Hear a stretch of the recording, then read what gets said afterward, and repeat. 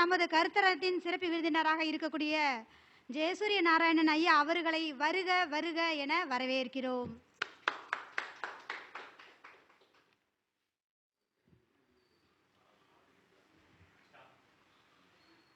ஆறுமுகம் மானபொருள் நீயருள ஆதிபராசக்தி சிவபரம்பொருளே.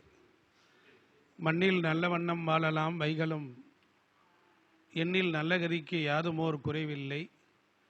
கண்ணில் அக்துரும் கழுமல வளநகர் பெண்ணில் நல்லாளோடும் பெருந்தகை இருந்தது. உலகத் தமிழர்களை வணங்கி மகிழ்கின்றேன். இன்றைய தலைப்பு திருமண தடைக்கு என்ன காரணம், அதற்குரிய பரிகாரங்களும் நிவர்த்தி செய்யும் விதங்களும்.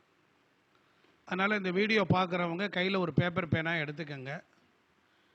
இதில் உங்களுக்கு உருப்படியான நல்ல பலன்கள் உங்களுக்கு கிடைக்கும். இந்த வீடியோ உங்களுக்கு யூஸ்ஃபுல்லாக இருக்கும். முதல்ல திருமண பொருத்தம் பார்க்குறோம். நிறைய ஜாதகம் வருது, நிறைய பார்த்து அழுத்து போகிறோம். ஆணுக்கு வாக்கிய கணிதத்தில் இருந்து பெண்ணுக்கு திருக்கணிதத்தில் ஜாதக பொருத்தம் போட்டு பார்த்தா மேக்சிமம் சரியாக வர்றதில்லை. அதனால் திருமண பொருத்தத்துக்காக ஆணோட பெயர், ராசி, நட்சத்திரம், ஊர், அதை பெண்ணோட பெயர், பிறந்த தேதி, நேரம், இவைகளை எல்லாம் ஒரே கணிதத்தில் நீங்கள் கணிச்சு பலன் எடுங்க, கரெக்டாக இருக்கும். மேக்சிமம் பல ஜாதகங்கள் இது மூலியமாகவே திருமண வரன்கள் சரியாக அமையலேன்னு நாமளாக தடையை ஏற்படுத்திக்கிட்டே போகிறோம். அதுக்கு முதல் காரணம் இதுதான். முதல்ல ஒரு ஜாதகம் அது சரியாக இருக்கான்னு செக்கப் பண்ணுங்க. லக்னம் சரியாக இருக்கான்னு செக்கப் பண்ணுங்க. இது ரெண்டாவது விஷயம். மூணாவது, செவ்வாய், சனி கிரகம், ராகு, கேது, இவைகளை பாருங்க. இப்போ செவ்வாய் தோஷம் அப்படின்னா ரொம்ப சிம்பிள். ஒரு நாளைக்கு 12 மணி நேரம், ஒரு 24 மணி நேரத்தில் 6 பேருக்கு செவ்வாய் தோஷம் இருக்காது. 6 பேருக்கு செவ்வாய் தோஷம் இருக்கும். ஒருத்தருக்கு அயன பலம் இருக்கான்னு பார்க்கணும். அதாவது மகர ராசியில் இருந்து கடக ராசி மிதுனம் வரையிலும் 6 மாத காலம் உத்தராயணம். நல்லா கவனிக்கணும், ரொம்ப வினயமாக பார்க்கணும். இந்த உத்தராயணத்தில் பிறந்தவர்களுக்கு லக்னத்திற்கு 7ஆம் இடத்தில் எந்த கிரகமும் இல்லை என்றால், ஒரு பெண்ணுக்கு, ஆணுக்கு பார்க்குறோம், இப்போ பெண்ணுக்கு பார்க்கும்போது தட்சிணாயனத்தில் அந்த 7ஆம் இடத்தில் ஒரு கிரகம் இருந்தால் கல்யாணம் வேகமாக நடக்கும். அப்போ நம்ம அயன பலத்தை பார்க்கறது இல்லை. ஆணுக்கும் பெண்ணுக்கும் ரெண்டுக்குமே உத்தராயணத்திலே கிரகம் இருக்குதுன்னு வச்சுக்கோங்க. உத்தராயணம்னா தை முதல் மிதுனம் வரையில், ஆடி மாதம் முதல் இது வரையிலும் நமக்கு தட்சிணாயனம். சூரியன் 6 மாத காலம் நோக்கி இருக்கும் போது, அப்போ உத்தராயண காலத்தில் பிறந்தவர்களுக்கு வளர்ச்சி இருக்கும். தட்சிணாயன காலத்தில் பிறந்தவர்களுக்கு உழைப்புடன் கூடிய ஒரு மகிழ்ச்சி பின்னால் வரும். இவ்வளவுதான்.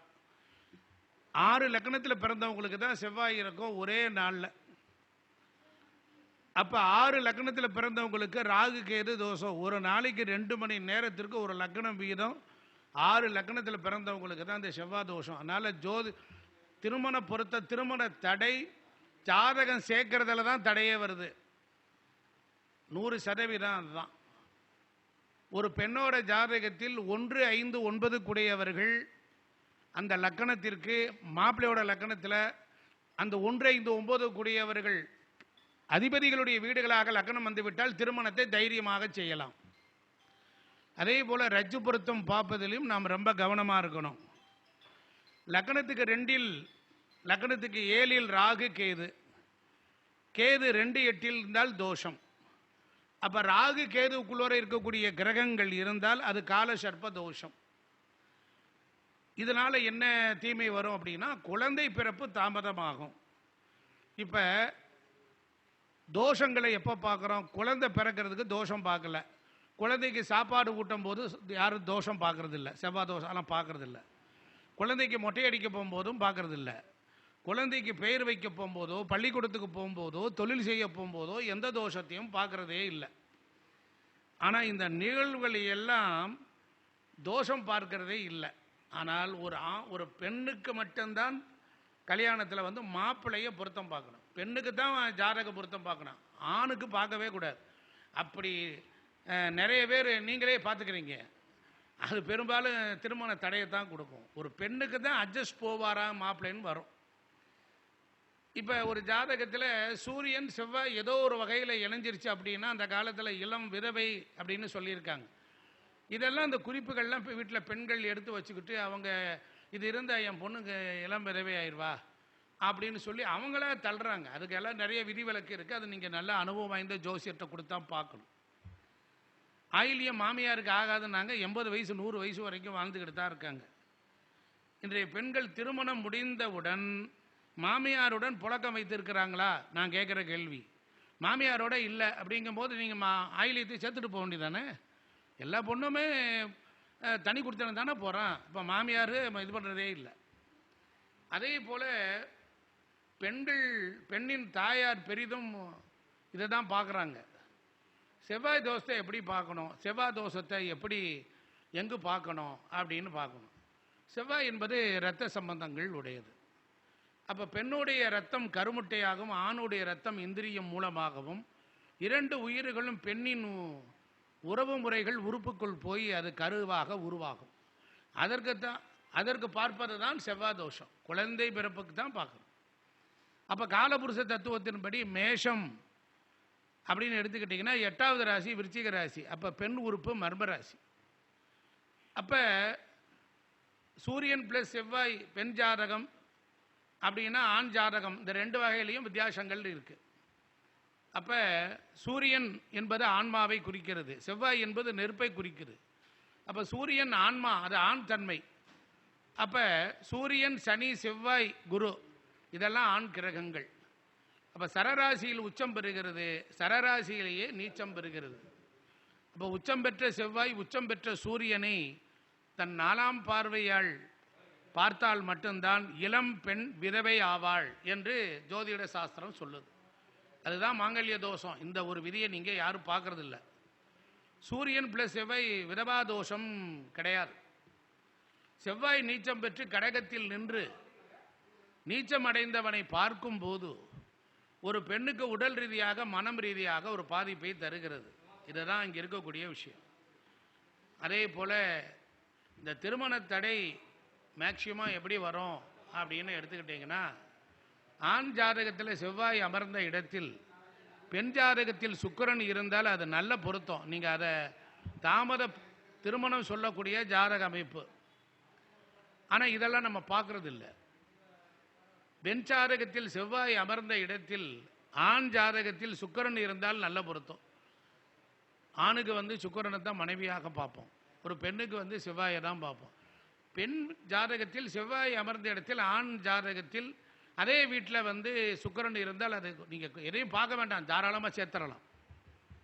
இதில் இருக்கக்கூடிய ரகசியம்.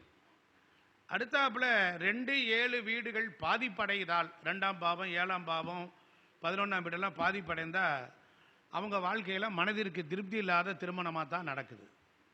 7இல் சூரியன் இருந்தால் பெண் கிழக்கு பக்கம் பார்க்கணும். 7ஆம் இடத்துல ஒரு ஆண் ஜாதகத்தில் சூரியன் இருந்தால் அந்த பெண்ணை கிழக்கு திசை தான் பார்க்கணும். 5இல் செவ்வாய் இருக்கக்கூடியவர்கள் தாமத திருமணம் அல்லது காதல் திருமணத்தை சந்திக்கிறார்கள். அதை நாம் தெரிஞ்சுக்கணும். மிதனோ சிம்மோ கன்னி இதற்கெல்லாம் 7ஆம் வீடாக அமைந்து அங்கு சனி அமர்ந்தால் தாமத திருமணம். ஒரே ஒரு ரகசியத்தை சொல்றார். தாமத திருமணம்னா என்ன தெரியுமா சொல்றோம்?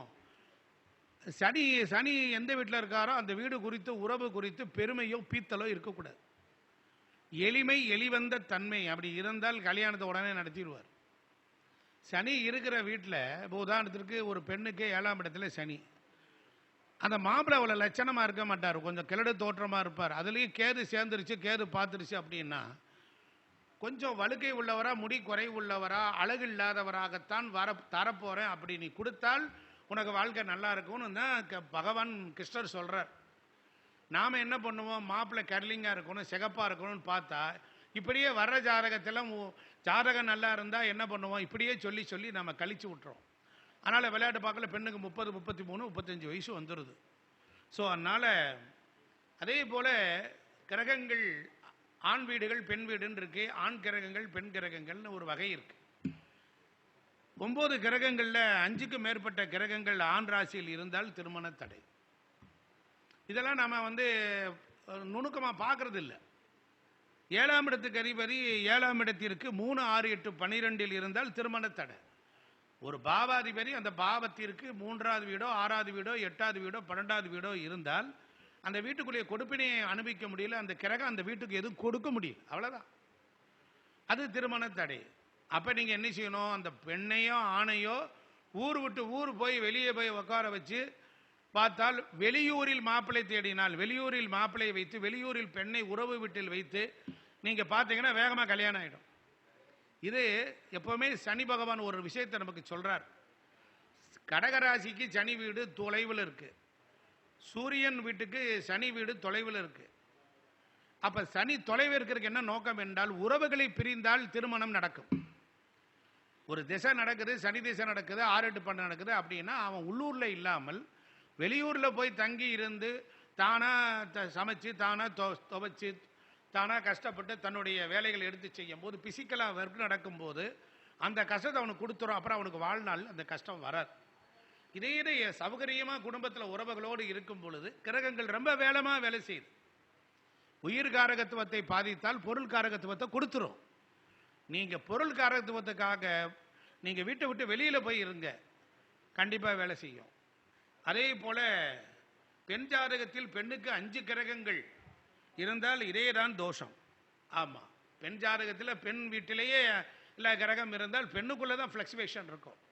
ஆணுக்கு இருந்தால் தான் ஒரு பெண்ணுக்கு ஆண் துணை, ஒரு ஆணுக்கு பெண் துணை.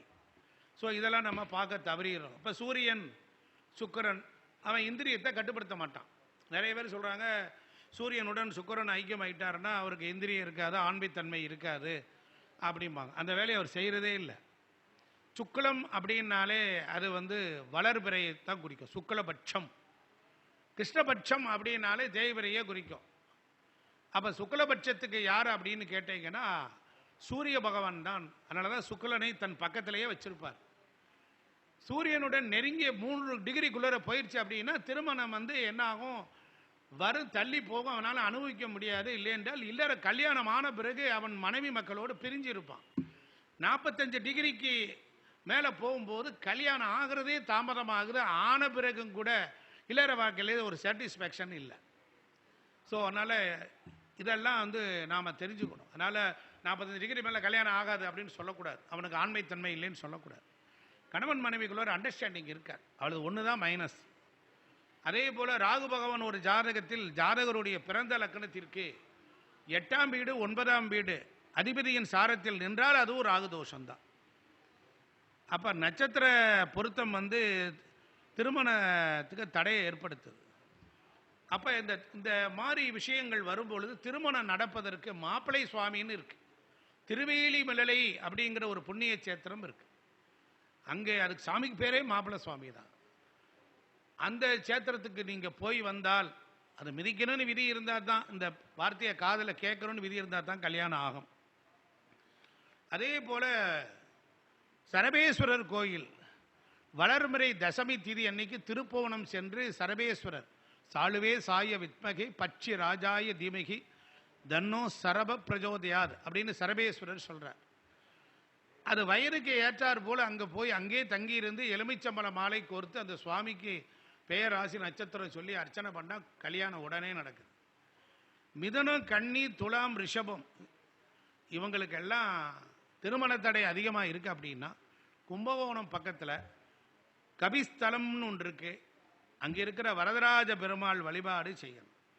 அங்கே போனாலே திருமணம் நிவர்த்தி ஆகிடும். இதெல்லாம் ரொம்ப கவனமாக பார்க்க வேண்டியது. திதி நாமயோகம் ஒரு திருமண தொடர்பை நமக்கு சொல்லும். அப்போ முன்னோர்களுக்கு திதி தர்ப்பணம் தபசம் இதில் கொடுப்பதிலே தாமதம் இருந்தால் கண்டிப்பாக திருமண தடையை கொடுக்கும். அதே போல திருமண தடைக்கு காரணம் பெண்ணை பெற்று தாய் தேந்தியர்கள் தான் காரணம்.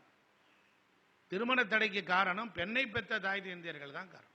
மாப்பிள்ளை சரியில்லை, சொட்டையாக இருக்கான், ஆள் ஒடுக்கியாக இருக்கான், இப்படி இருக்கான், அவன் சரியில்லை, இப்படியே ஒரு பெண்ணை பெற்ற அம்மா பார்த்து நொட்டை சொல்லிக்கிட்டே இருந்தான்னா இந்த பிள்ளைக்கு என்ன காரணம்?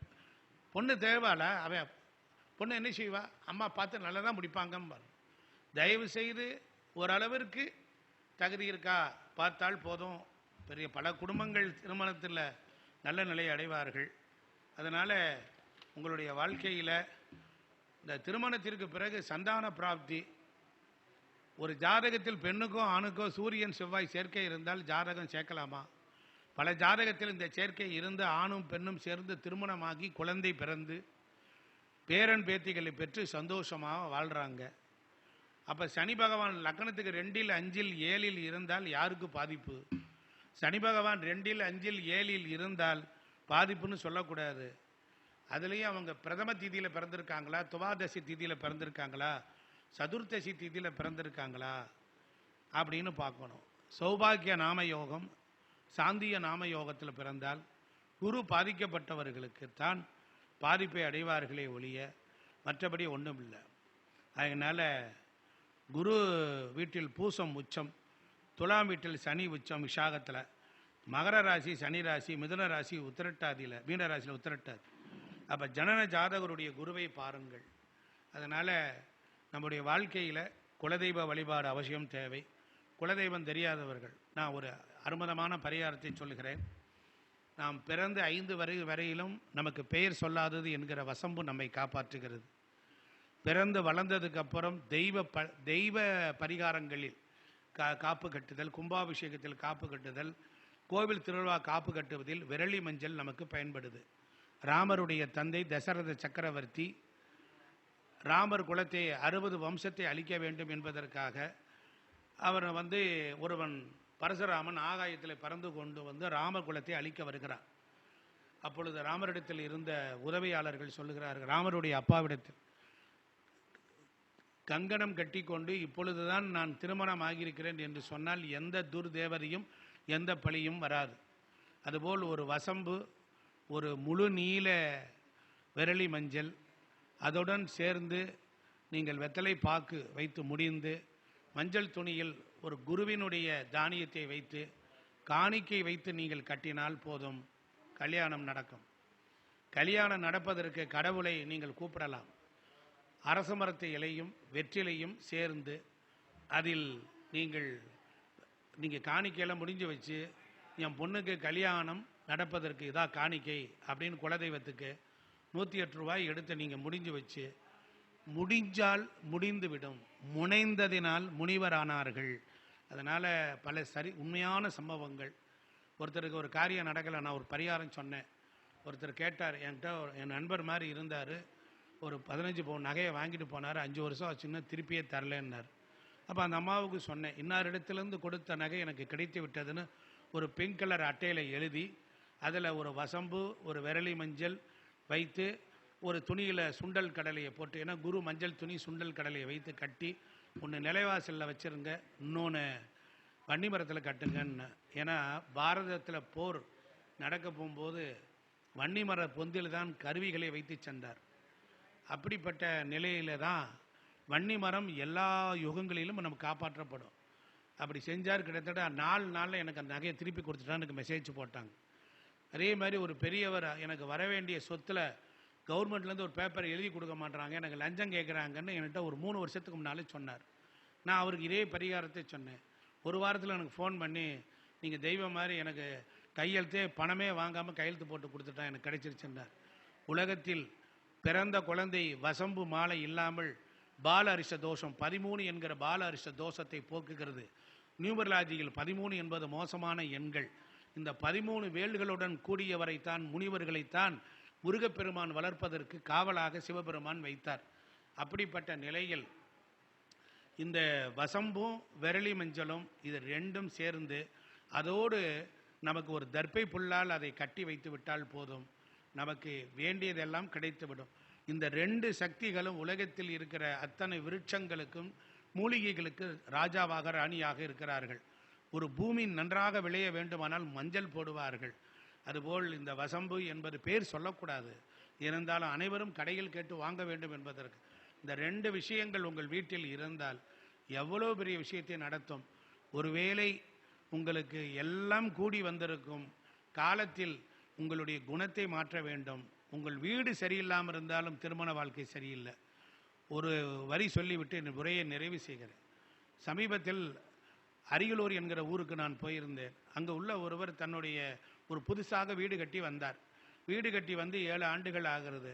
அதுக்கப்புறம் என் மனைவி என்னிடத்தில் இல்லை, என் மகள் என்னிடத்தில் இல்லை, 2 பேரும் பிரிந்து போய் விட்டார்கள் என்று சொன்னார். நான் போய் அந்த வீட்டை போய் பார்த்தேன்.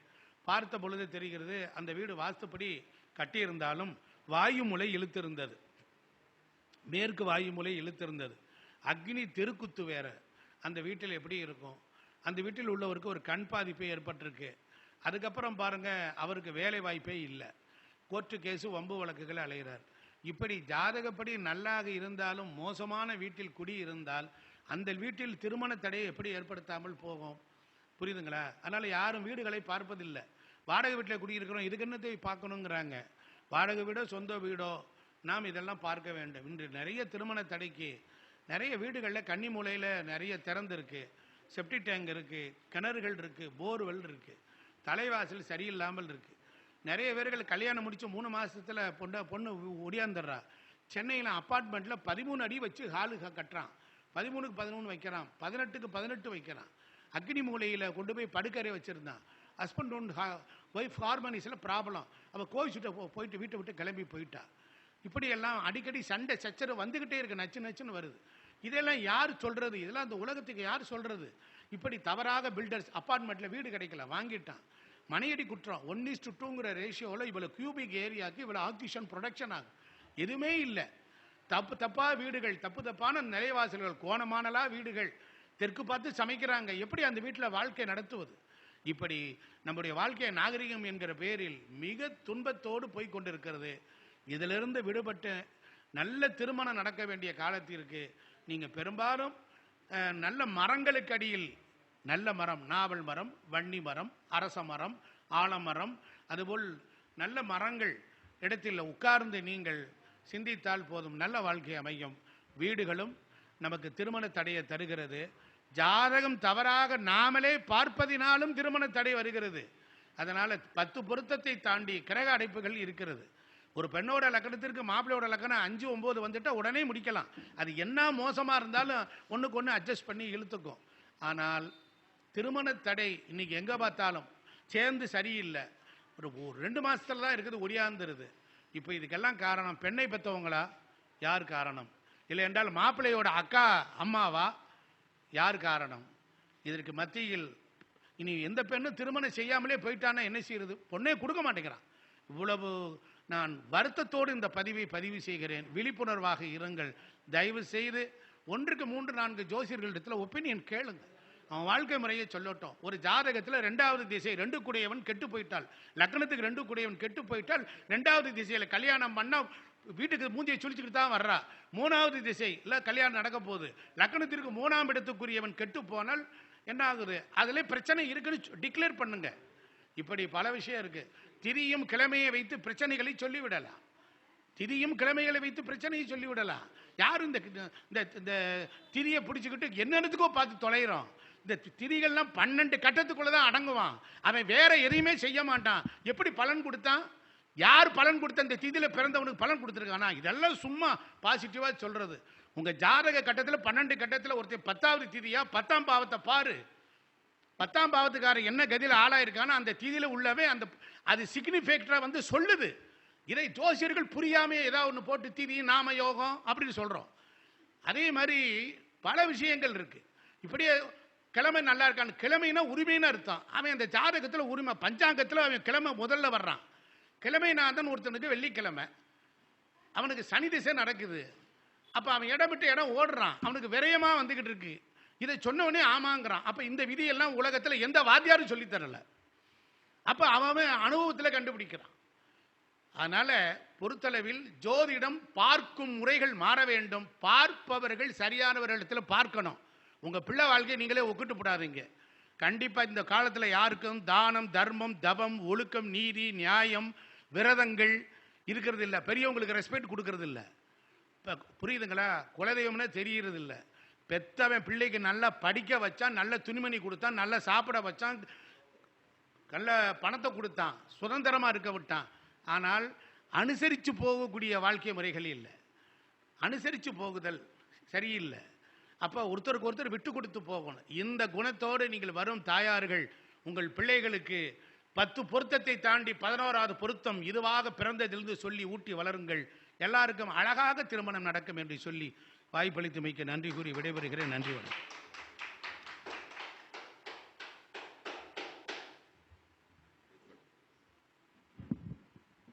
ஐயா ஜெயசூரிய நாராயண ஐயா வந்து பட்டை கிளப்பிட்டாரு. ஐயா சொன்ன வார்த்தைகள் ஒவ்வொரு பாயிண்ட்ஸும் முத்துக்கள், சாதாரணமான விஷயம் இல்லைங்க.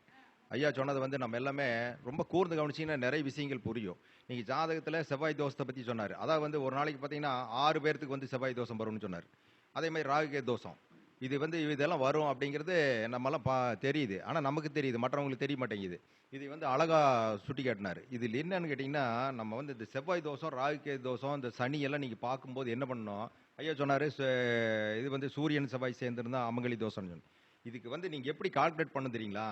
இப்போ நீங்கள் வந்து 1970வது வருஷம் பிறந்திருக்கிறீங்கன்னு வச்சுங்களேன். 70வது வருஷம் பிறந்திருக்கு உங்களுக்கு அன்றைய கோச்சாரம் உங்களுடைய ஜாதகம் இல்லைங்களா? அதானே? ஆனால் அதை வந்து நீங்கள் எப்படி இந்த ஜாதகத்தை நீங்கள் இது பண்ணுறதுக்கு அப்படின்னா, நம்மகிட்ட ஒரு சப் டூல் இருக்குங்க. அந்த டூல் தான் இதை வந்து உங்களுக்கு கன்ஃபார்ம் பண்ணும். அது என்ன டூல்னு கேட்டிங்கன்னா, அந்த ஆண்டு தமிழ் வருடம் என்ன பிறந்திருக்குதோ அதனுடைய ஜாதகத்தை எடுத்து பக்கத்தில் வச்சுக்கோங்க. தமிழ் ஜாதகத்தை இந்த பக்கம் அந்த பிறந்த தமிழ் வருடம் பிறந்த ஜாதகத்தையும் உங்களுடைய ஜாதகத்தையும் ரெண்டையும் கம்பேர் பண்ணி பாருங்க. எவ்வளவு அழகா உங்களால் தீர்வு கண்டுபிடிக்குங்கிறத நீங்கள் வந்து ஈஸியாக உணர முடியும். இதெல்லாம் பெரிய சூட்சமான விதி. இந்த விதிகளெல்லாம் நீங்கள் கற்றுக்கிட்டீங்க அப்படின்னா எடுத்தீங்கன்னா பலன் அப்படி டான் இருக்கும், பாதிக்காது அப்படிங்கிறத நம்ம அழகாக சொல்லலாங்க. அருமையாக சொன்னார். ஐயாவுக்கு வாழ்த்துக்கள். ஐயாவனுடைய பேச்சு அருமையான பேச்சு. வாழ்த்துக்கள் ஐயா.